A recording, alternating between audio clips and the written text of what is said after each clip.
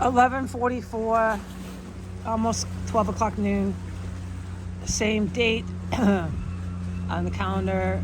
I think it was the 27th. Anyways, it's Monday. So I'm back here at the gazebo. Can't film anything.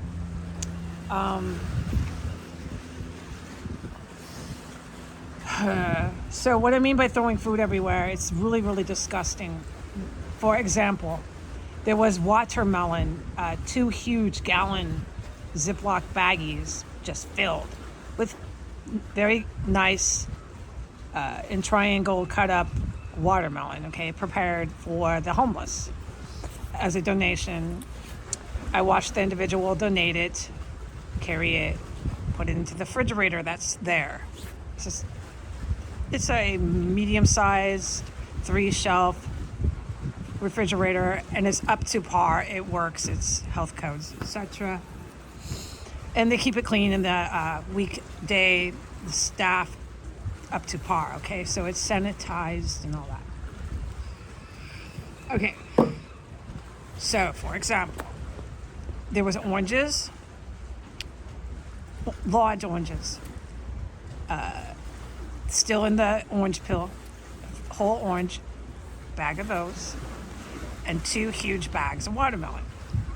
The watermelon was torn through by the meth heads that were sprawled out laying there. The one that threatened to knife me and all that. It was just torn through by these individuals. The other one was opening the oranges and setting the orange peels on fire right by the window, right by the wood, just setting everything flammable. This individual was taking a huge can of soup, heavy can of soup, like this size, and smashing his hand. Okay, my hands are sunburned. It's not a crisis. Smashing, okay, the hand, taking his hand and whacking so fucking hard on his hand. And then right there on the bench, right there on the property. Yes, you heard what I just said. And you're supposed to feel comfortable and safe and study Arabic. And his finger would then go, see how it's straight? Well, the knuckle would go, so it would be like this. But like this, going that way. I hope that is good enough to explain. And then he carried on about how he had an injury while he was learning how to make explosive weapons. Now, he says bombs. It's properly termed explosive weapons. He carried on about that. Well, I'm sitting there as he's lighting oranges up and poofing and flaming them, smacking with his hand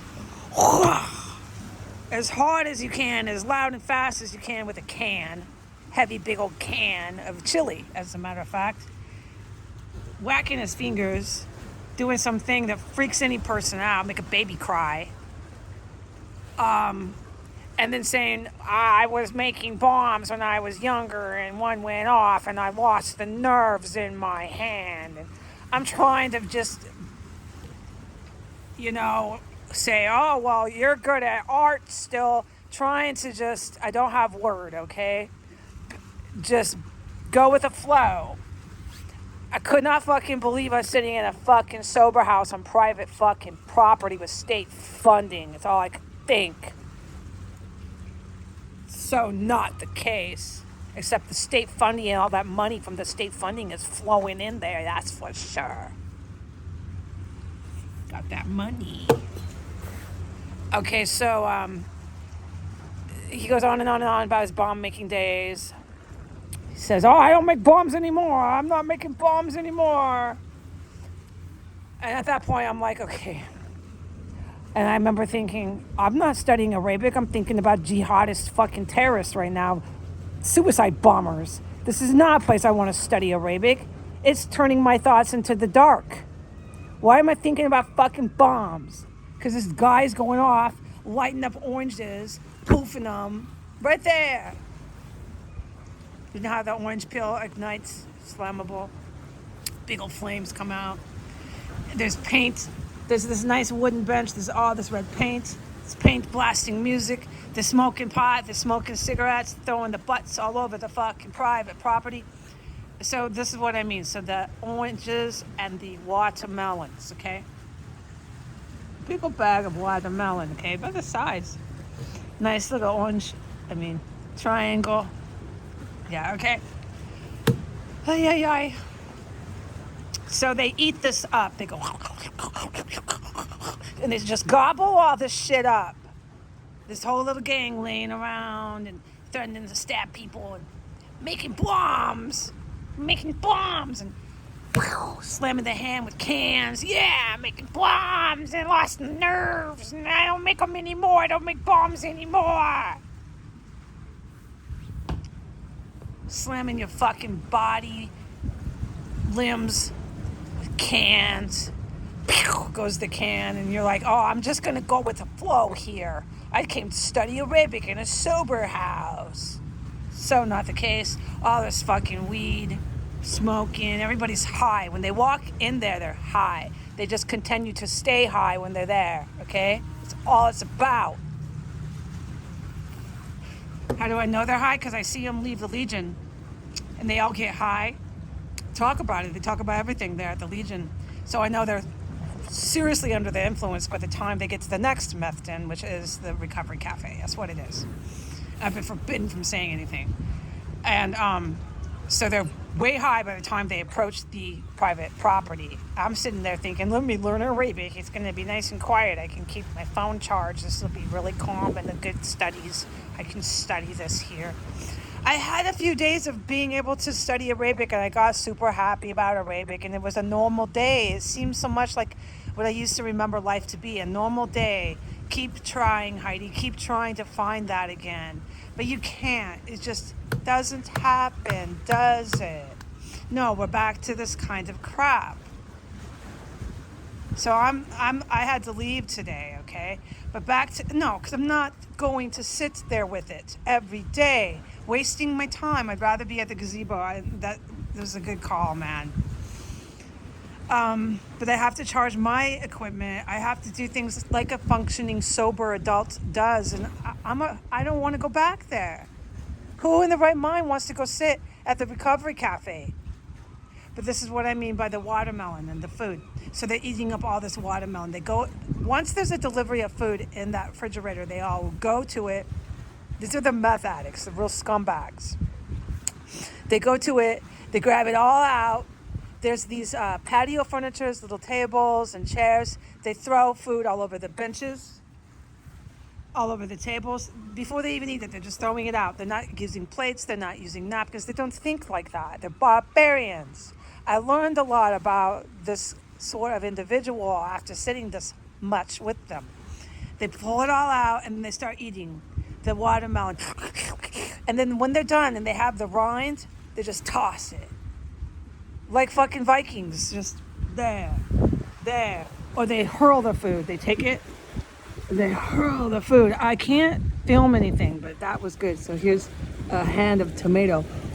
And they're throwing fucking tomatoes, watermelon rinds, oranges, parts of oranges, just throwing them all over the parking lot, all over the extending property, the property front yard. This is the front yard of a sober house, might I mention.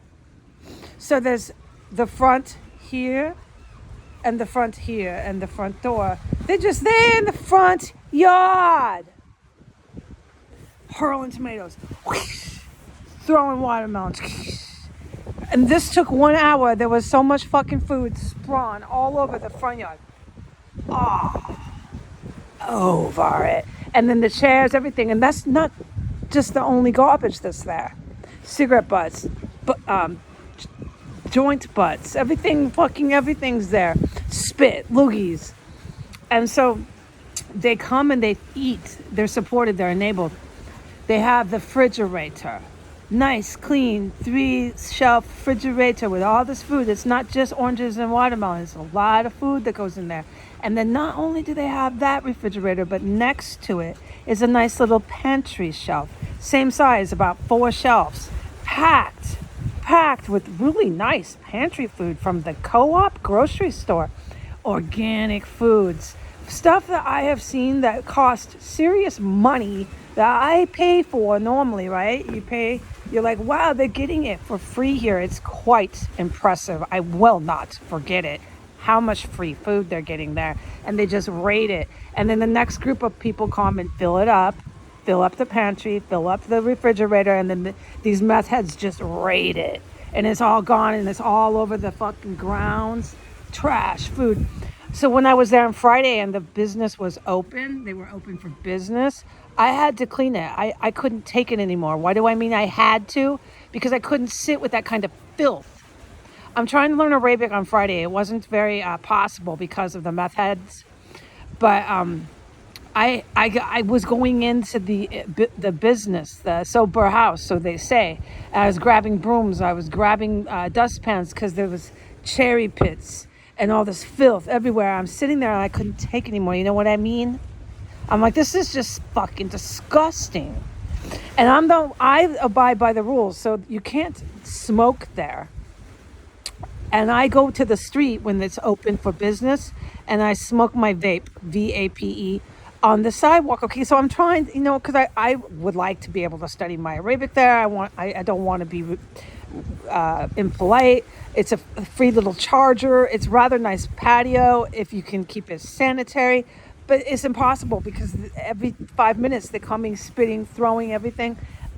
I, as a customer, was the only one cleaning the front yard. I cleaned the front yard, and you know what? The man that does the janitor work never even took the garbage out on Friday.